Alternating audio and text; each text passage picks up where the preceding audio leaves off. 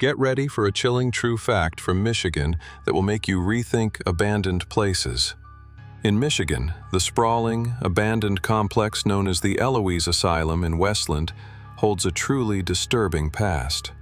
Operating from 1893 to 1981 as a massive psychiatric hospital, its history is rife with dark tales of patient mistreatment and unexplained deaths.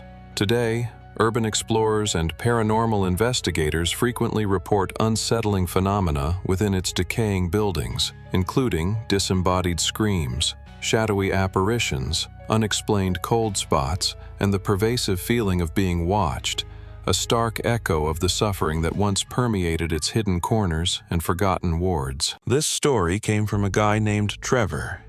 He said he used to love early mornings by the lake, until he started waking up in the middle of the night instead. I rented a cottage up in northern Michigan for a week last summer, needed a break from work, and figured some quiet by the lake would help me reset. It was a small, older place, kind of tucked into the woods. Private dock, decent porch, no neighbors within shouting distance. I got there on a Sunday afternoon. The lake was calm, crystal clear. The cottage wasn't fancy, but it had charm. Wood paneling, creaky floors, screen doors that slammed no matter how gently you tried to close them. The dock stretched out maybe 30 feet into the water. At the end was a rusted hook for a lantern, no light bulb, no wiring. Just an old hanger nailed into the wood. The first 2 nights were peaceful.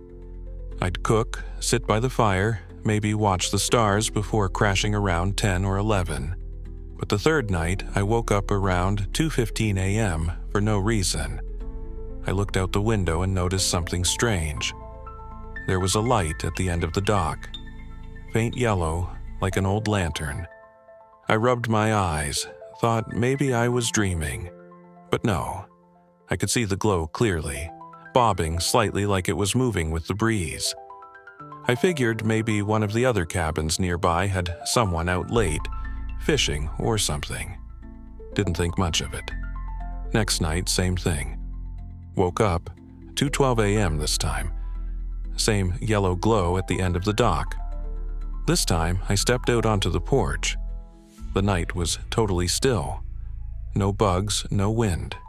Just that light swaying gently like someone had just hung it. I shined my phone flashlight down the dock. Nothing there. When I turned it off, the lantern light was gone too. That unsettled me a bit. Next morning, I asked the property manager about it. She said, "That dock hasn't been used in 15 years. Too rotted. You didn't go out on it, did you?" I said no.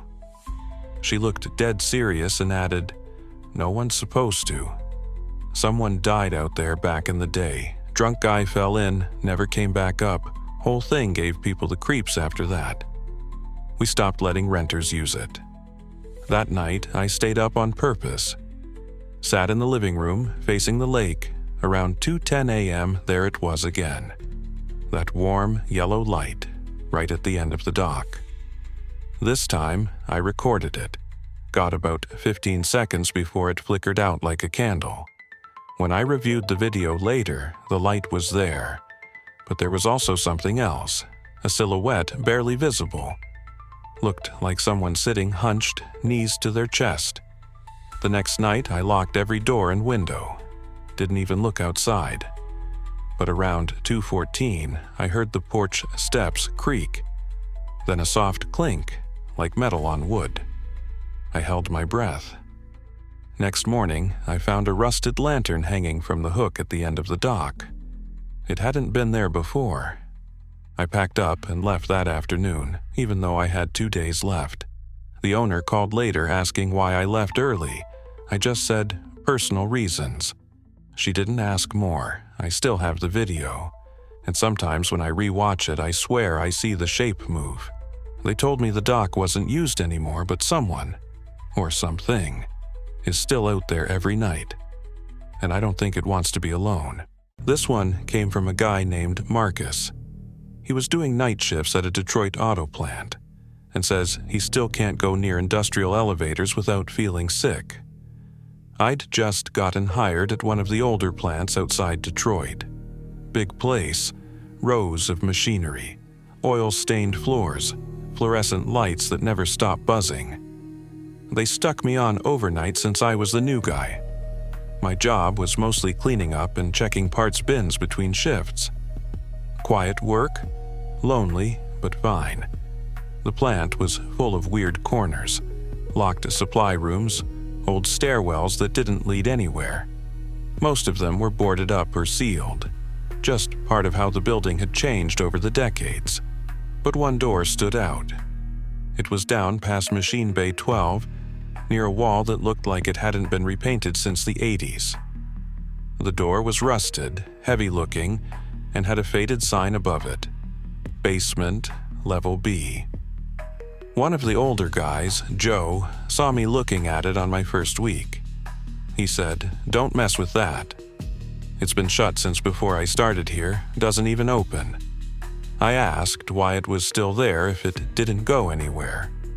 He just shrugged. "We don't talk about that door." I figured it was just one of those factory things. Every place has its stories. Then one night around 3 a.m., I was sweeping near Bay 12 when I heard a loud clang. I thought maybe someone dropped a part, but I was the only one on that side. I followed the sound and saw the basement door. It was open. Just a crack, but definitely open. I should have called security. I should have walked away. But I stepped closer. Inside was a narrow stairwell leading down. The walls were lined with old gray tile, stained dark in spots. At the bottom, I could just make out the floor and something sitting on it. A flashlight. One of the newer models we used on the floor. I called out, "Hello? Anyone down there?" No answer. I walked down just a few steps and picked up the flashlight. It was still warm. When I turned to go back up, I heard something else. Footsteps. On the floor above me. Slow. Deliberate. Coming toward the door. I turned off my light and pressed against the wall, breathing as quietly as I could. The steps got closer and stopped right at the top of the stairs. I didn't move, didn't say a word. Then I heard the door creak shut. Not slammed, shut, controlled, almost careful. Everything went dark. I flipped the flashlight back on and bolted up the stairs. The door was closed, but not locked. I shoved it open and didn't stop running until I hit the main floor. I called my manager and reported that someone might be in the restricted area. They checked the cameras. Nothing. No footage of the door opening. No one on the floor except me. I left early that night. Couldn't sleep. The next shift, I went back. The door was sealed tight again, like it hadn't been touched in years. I even tried pulling on it, didn't budge. I asked Joe again. He looked me dead in the eyes and said, "You went near it, didn't you?" I nodded. He said, "Yeah." So did the last guy. Left early, just like you. Didn't come back either. I quit 2 weeks later. I still wonder who or what was walking above me that night and why that flashlight was warm. But mostly, I wonder how many people they let find that door before they seal it again. This story was sent by a student named Alex. He said he never went back to the rec center after this, and he deleted the app that same night. It started with a phone notification. I was in bed, scrolling through Instagram, when my campus rec app pinged, "Welcome back, Alex. Check-in complete at 9:42 p.m. Thing is, I wasn't there. I was in my dorm, in sweatpants, eating ramen. I thought maybe the app glitched, or someone at the front desk accidentally tapped my name on the screen. It had happened once or twice before, no big deal, but then it happened again. Next night, same time. "Welcome back, Alex."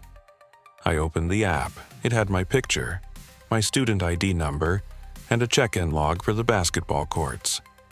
Except I hadn't been to the gym all week. I asked my roommate if he used my card. He said no, and I believed him. He was out that night anyway. So I went down to the rec desk the next morning and asked the girl at the counter if they could look into it. She typed in my name and frowned. "Wait, which ID are you using?" "What do you mean?" I asked. She turned the screen so I could see. There were 2 IDs under my name, my current one, and an older one from freshman year. Different photo, same name, same birthday. I'd had that one replaced after losing my wallet. I figured they deactivated it. She said, "Well, that one keeps checking in, usually after 9. I asked her to flag it and disable the old card. That night I stayed up and walked to the gym around 9:30, just to see. I waited outside near the side entrance, watched as a few students trickled in. Then, at exactly 9:42, the side door buzzed and opened, but no one walked through. I mean that literally. The door opened, held for a beat, then closed. I went inside. The front desk guy scanned me in and said, "Twice in one night?" I told him I hadn't been there yet. He looked confused and checked the system. "Weird, you were here a minute ago." I asked where the last check-in had gone. "Basketball courts." I walked over. The gym was nearly empty. Just one guy shooting hoops, earbuds in. I stayed by the entrance, looking around. Then I saw it. Someone standing in the far corner. Hoodie pulled up, facing the wall. Not moving. I blinked and they were gone. I don't mean they walked away. I mean, 1 second they were there and the next, nothing. I left immediately. Back in my dorm, I checked the app again. Under the most recent log, someone had edited my profile picture. It was my face. Same expression, same background. But the photo was darker, like it was taken with lower contrast. And my eyes? They weren't looking at the camera, they were looking off to the side, like someone else was in the room. I reported it. Campus security said it was probably a tech bug or identity glitch. They disabled the second ID. I deleted the app. I don't go to the rec center anymore. I started jogging outside instead. But sometimes at night I still get the push notification. "Welcome back, Alex. No location, no timestamp. Just those 2 words."